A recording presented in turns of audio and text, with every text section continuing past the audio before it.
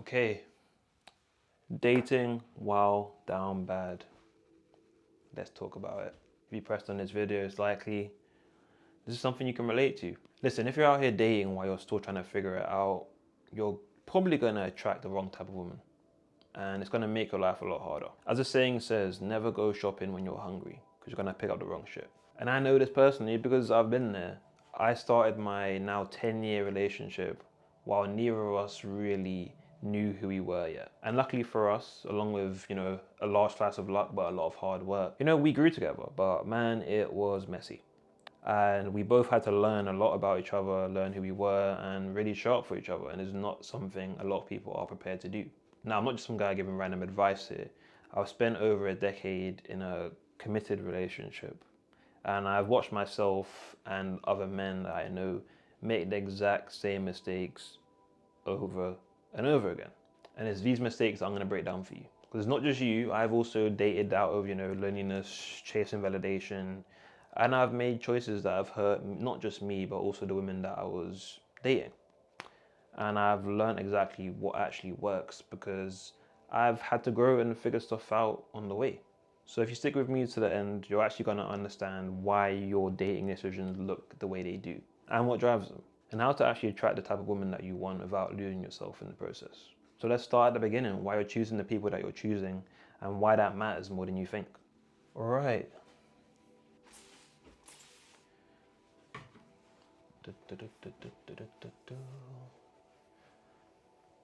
As you can see, the art skills are evolving. I wouldn't dare take ownership of this masterpiece that was the fiance, but I had a little bit of sprinkle, a little bit of that before I rubbed it out, getting there. But let's talk about why you choose.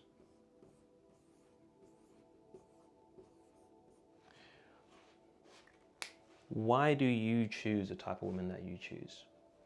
It's not just because, there's some sort of, some sort of attraction that is just causing you to do this. Isn't some sort of something that's written in the stars for you to only be attracted to women that are bad for you. It has to do with something that you're doing. Maybe something that is subconscious. Maybe even something that you're consciously doing that is leading to you attracting the same sort of people. So let's talk about it.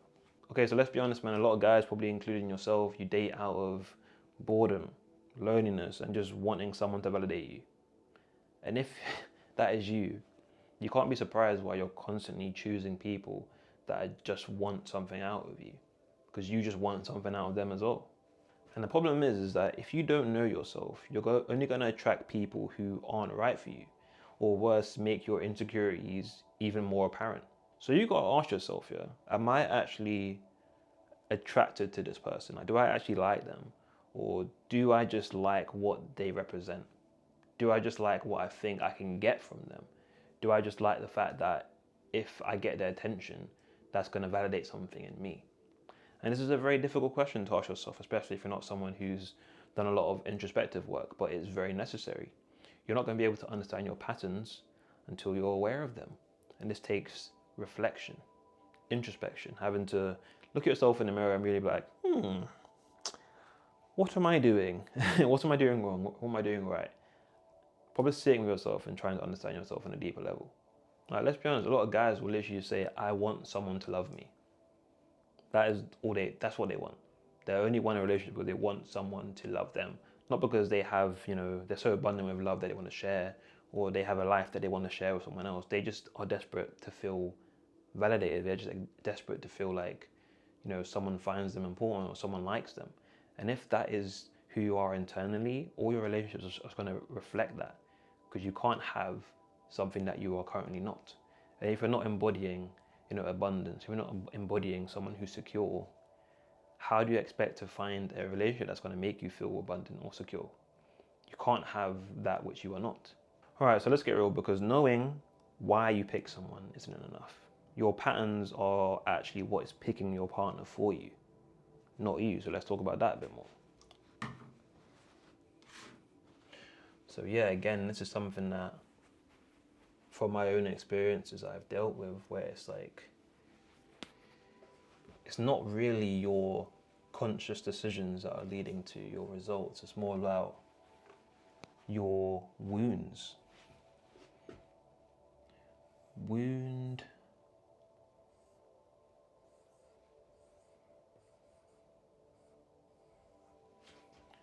equals partner. Wound equals partner. Part. Oh, bloody hell.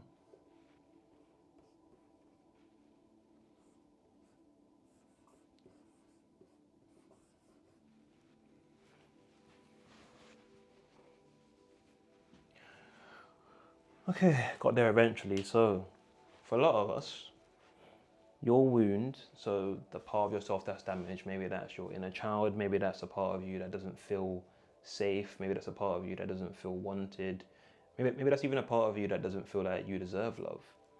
That part of you is going to choose what type of partner you attract.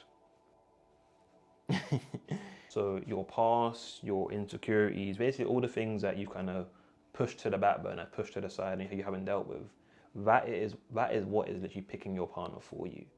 It is not you, it is your wounds. It's the things that are damaging you. It's the parts of you that you haven't really given any attention to. These are the parts that are triggered when you get into a relationship. These are the parts that are triggered when you start, speaking to a girl. Because you might not realize it, but if you're someone who has, like, maybe, for example, you've got a lot of insecurities, maybe you think you're undesirable or whatever, that means that you're going to attract someone that you perceive as being better than you, because that would validate that, maybe I'm unlovable, maybe I am worthless, and this person is so much better than me, and I should be so thankful for them for choosing me, XYZ. And that's always going to replay until you heal that wound. But let's actually talk about him further in more detail. So when I look back at the early parts of my relationship, like, we used to just argue about dumb shit all the time. I'll be honest, like, we used to just clash all the time, and it's not because we were bad for each other or were bad people. It's because we didn't really know ourselves yet. We didn't know our soft spots. We didn't know the places that we had frustrations. We didn't really know our areas where we weren't really comfortable or secure in. Because if you're not aware of your patterns, you're doomed to repeat them. And the tough thing about patterns is that they die very hard. As we know, bad habits, they're very difficult to overcome. And the thing is, a lot of our habits that we think are bad, things like scrolling, eating junk food, whatever, these are just the symptoms of a bigger issue.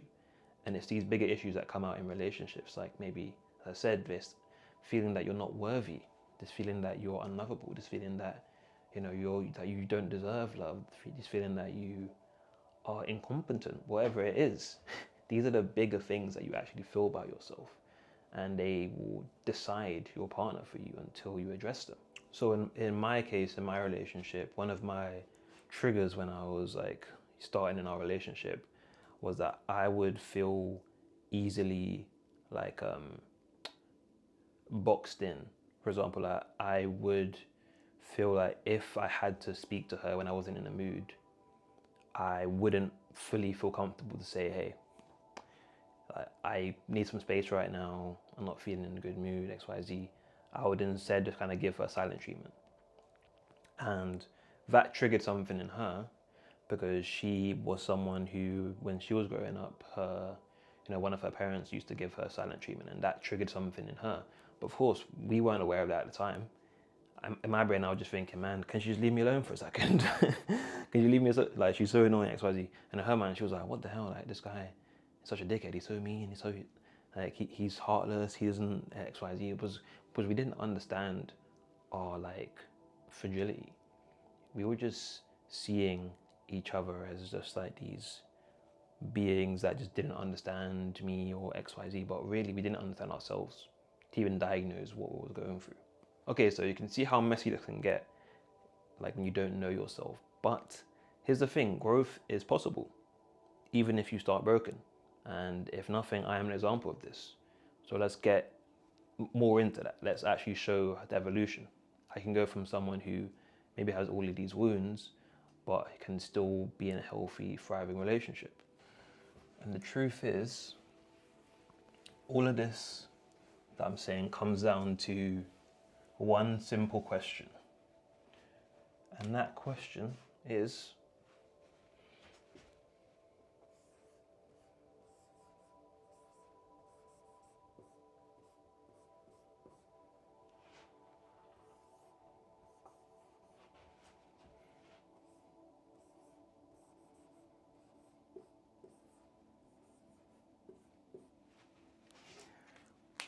the simple question is growth or comfort?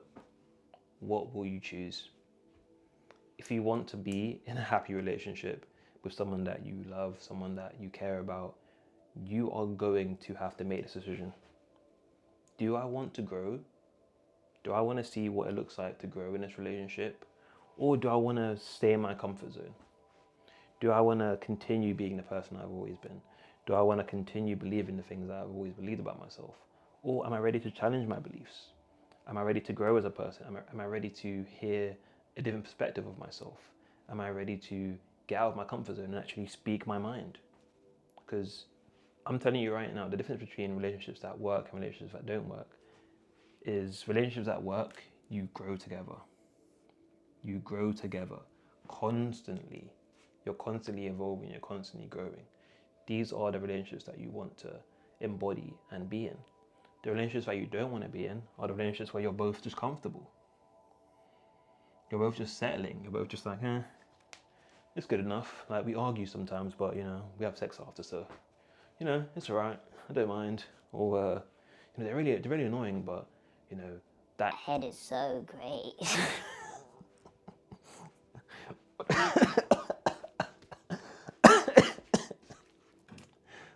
Sorry.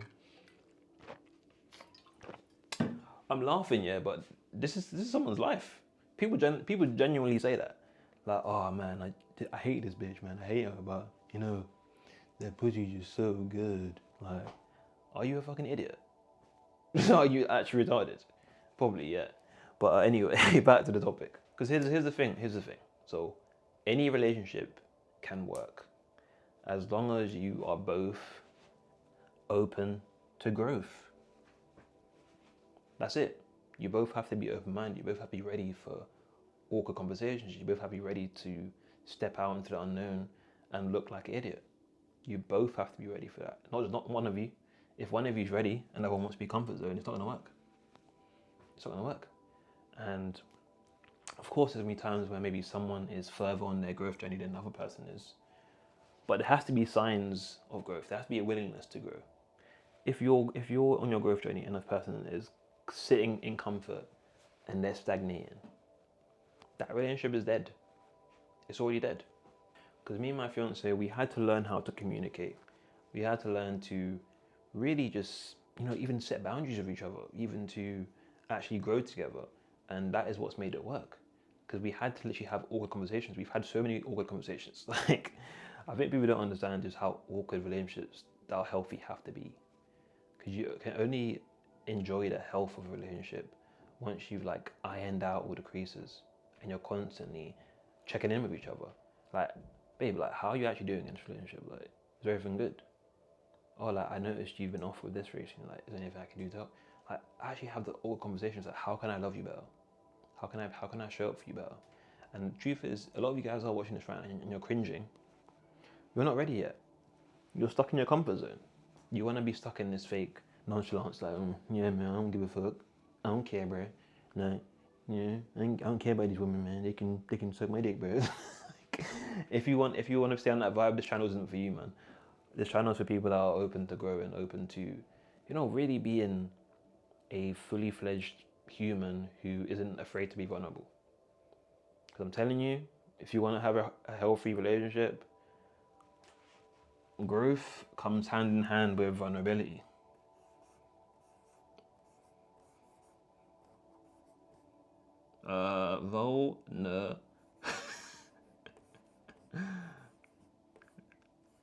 Yo, this is awful. That says vulnerability. But yeah, growth and vulnerability come hand in hand. If you're vulnerable with your partner, you're going to grow. A lot of you guys are cringing again You can't tell these bitches your feelings. You can't tell these hoes your insecurities. They're gonna use it against you. You cannot let fear stop you from living your life, bro. You cannot allow fear to prevent you from living the life you want to live. If you're afraid that your girlfriend, your partner, whatever, is going to use your insecurities against you, that is a sign you should not be in that relationship, bro. Why would you want to be in a relationship with someone that you can't be yourself with? No one's holding a gun to your head saying you got to stay with this girl. If you don't trust her with your secrets, if you don't trust her with your true self, then she ain't the one, bro. A lot of these guys use the same excuse. Oh, see, you should never be vulnerable with women because they always use it against you.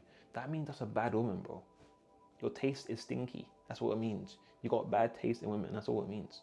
Not that every woman is like this. Not every woman's bad. A lot of women are just like guys. They're just no. A lot of women are they respect men. They understand that a man is a human, that we can have feelings, we can have emotions, and that doesn't mean that we're any less of a man. But if your taste in women constantly puts you in women that are in their comfort zone, that only want to see things they're familiar with, only want to hear things that make them feel comfortable, and don't put them out of the comfort zone, of course you're not gonna want to be vulnerable with them, because that isn't someone who's ready for growth in a relationship. And here's the thing, yeah, once you actually know yourself, once you've actually started growing and you start being vulnerable with yourself, your partner has no other choice but to follow suit or to get out of here, bro. Simple as that. She's either gonna see you setting a good example, being vulnerable, being real with yourself, growing as a person, and she's gonna want to be on that journey with you, or she's gonna look at you and be like, ugh, I don't want to do that. I don't want to be real. I don't want to actually show you my soul. I just want to use you for Instagram likes. I just want to use you for a status symbol. Then that is a sign for you to get out of that relationship. Simple as that. Okay, so let's talk a little bit more about getting to know yourself, which is a very important stage.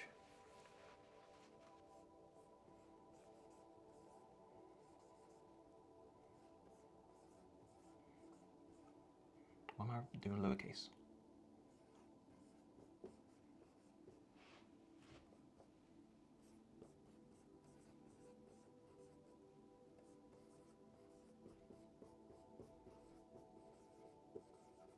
Can I spell? I don't know. No, why did I do two R's? What am I writing? Guys, I might be on the spectrum, man. I might have dyslexia or something, bro, but hell yeah. Anyway, so once you know yourself, you have no choice but to choose better partners. Once you know yourself, you have you have no other choice but to choose better in general. Because listen, once you know who you are, once you know what you like, once you know what you tolerate, once you know what your boundaries are, you have no other choice but to adhere to these boundaries, adhere to these requirements, because it is tied to your identity. Once you know yourself and you have actually been able to really study your own issues, your own insecurities, your own strengths, your own weaknesses, you're now going to be able to see the world through a whole different lens. You're going to be able to see through the bullshit that girls show you. You're going to be able to see through the bullshit that women are trying to present to you. Because you stop begging for attention, chasing approval, and bleeding onto people that didn't even cut you. That's a big thing that a lot of guys do. They'll punish women that they're meeting now for the behavior of women that they've dated in the past. Make it make sense. You're refusing to grow. Instead, you're allowing the negative, behavior from a past partner to now influence you forever. Day one, they beat you, you lost. Once you allow someone's bad behavior to influence you, they've won. What else is there for them to gain now? They've literally changed your worldview. Are you that easily manipulated that one experience or two experiences, how many experiences with bad or just misguided people is going to change your whole perspective on a whole gender of people? Tap in, bro. Tap in. You're being manipulated. And the thing is, you might think that what I'm talking about is unrealistic. I'm talking about being perfect. I'm not. I am far from perfect. I am not the finished article. Nowhere near. I still mess up. I still have my own issues. I still do things I know I shouldn't do. I'm a human. But the thing is, you have to realize it's not about being perfect, bro. It's about being human. It's about being real. It's about being authentic. It's about being vulnerable. It's about like actually having the human experience and allowing yourself to feel things, allowing yourself to know things, allowing yourself to really understand yourself on a deeper level than the level that people want you to, which is just, you know, I'm a guy, I have this job, I have this car, I made too much money, okay. Other than that, who are you? This is the questions that you need to ask yourself. Okay, so let's wrap this up. Let's wrap this up with one last point. So it goes, you gotta heal. Then you gotta reflect.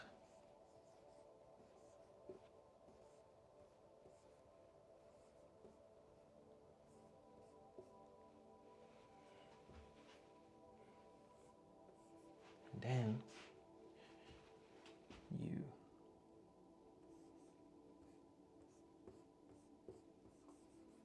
attract.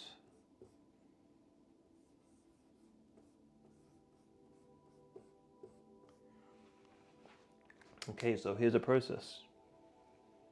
You heal, so you get to understand yourself. You start to really try and you know, get rid of all of the preconceived limiting beliefs that you have about yourself. And you do this by reflecting. You reflect on your past behavior, on your past actions, on your past beliefs.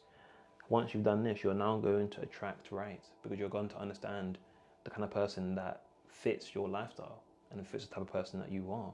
You're no longer just picking based on, oh, how big is her ass? Oh, how small is her waist? Oh, how lean is she? Oh, how many bodies does she have? Oh, how I don't know what else you guys fucking do, but all that dumb shit. Like, no more of that. It's now about the quality of her character, because the goal is to stop dating from a broken place. Stop like dating from a place of like desperation or just like surface level understanding of humans. So take time to figure yourself out first. Because you don't need to be perfect, you just need to know yourself. And if you do all of that, then the right relationship will follow. Because you'll show up as a whole, complete individual. And that's how you build something real. Peace.